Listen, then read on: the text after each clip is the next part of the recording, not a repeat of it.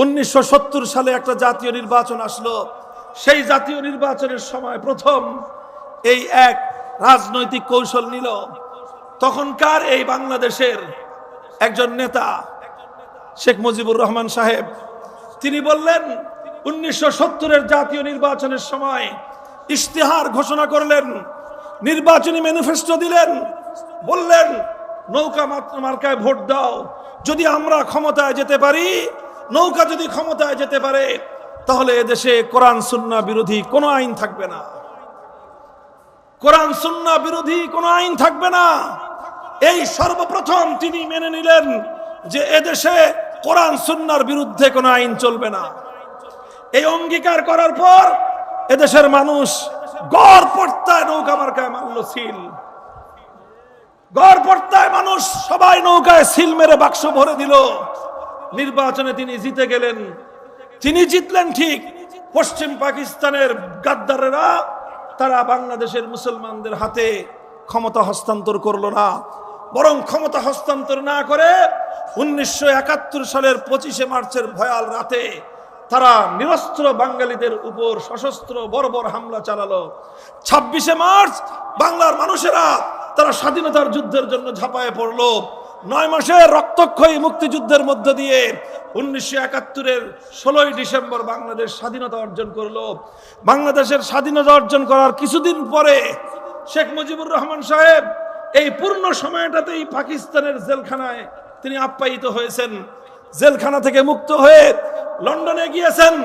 ভারতের ইন্দিরা গান্ধীর সঙ্গে সাক্ষাৎ করে দেখা সাক্ষাৎ করে কথাবার্তা বলে তিনি যখন বাংলাদেশে আসবেন, তখন শ্রীমতী ইন্দিরা গান্ধী শেখ মুজিবুর রহমান সাহেবের মুজিব কোটের পকেটের মধ্যে একটা চিরকুট ধরায় দিলেন। আর সেই চিরকুটের মধ্যে লেখা থাকলো, তুমি যে দেশ গঠন করবা, তোমরা যেই দেশটা স্বাধীন করেছো, সেই দেশের সংবিধান কোরআন সুন্নাহর সংবিধান হবে না। তুমি 70 সালের নির্বাচনে জাতির সঙ্গে যে অঙ্গীকার করেছিলা, সে অঙ্গীকারের সঙ্গে তোমাকে গাদ্দারি করতে হবে, বিশ্বাসঘাতকতা করতে হবে। তুমি একটা সংবিধান তৈরি করবা, যেই সংবিধানের 4টি মূলনীতি হবে জাতীয়তাবাদ, ধর্মনিরপেক্ষতাবাদ, গণতন্ত্র আর সমাজতন্ত্র। কোরআন বিরোধী 4 মূলনীতির মাধ্যমে বাংলাদেশের সংবিধান তৈরি করবার জন্য একটা প্রেসক্রিপশন তার পকেটের মধ্যে ঢুকিয়ে দিল। আর সেই প্রেসক্রিপশন নিয়ে শেখ মুজিবুর রহমান সাহেব বাংলাদেশে এসে জাতির সঙ্গে কৃত তার সেই অঙ্গীকার এবং ওয়াদার কথা ভুলে গিয়ে সর্বপ্রথম বাংলার 7 কোটি মানুষের সঙ্গে তিনি গাদ্দারি করে কোরআন সুন্নাহ বিরোধী কোনো আইন তৈরি না করবার সেই অঙ্গীকার থেকে তিনি সরে গিয়ে কোরআনের জায়গায় ইসলাম বিরোধী ধর্মনিরপেক্ষতা নামক কুফরি মতবাদ জাতির উপর চাপিয়ে দিলেন। আপনাদের দাম্ভিকতা আজকে আপনাদেরকে এই পর্যায়ে নিয়ে এসেছে। আপনাদের অহংকার আজকে আপনাদের এই পতনের এই মূলে ভূমিকা রেখেছে। উঠতে উঠতে আকাশে উড়েছেন, মাটিতে পা লাগান নাই। আর এখন গোটা বাংলাদেশের কোথাও নাম নিয়ে 2জন মানুষ একত্রিত হওয়ার সাহস আপনারা রাখেন না।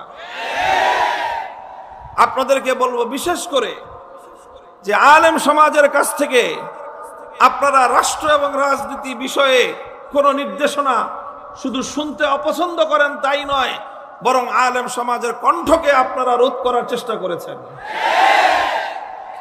করেছেন। উলামায়ে কেরামের কণ্ঠ রুদ্ধ হয় নাই, বরং জেহাদে আপনারা আলেমদের কণ্ঠকে স্তব্ধ করার চেষ্টা করেছেন। আমার আল্লাহ সে হাত ভেঙে গুড়িয়ে দিয়েছে।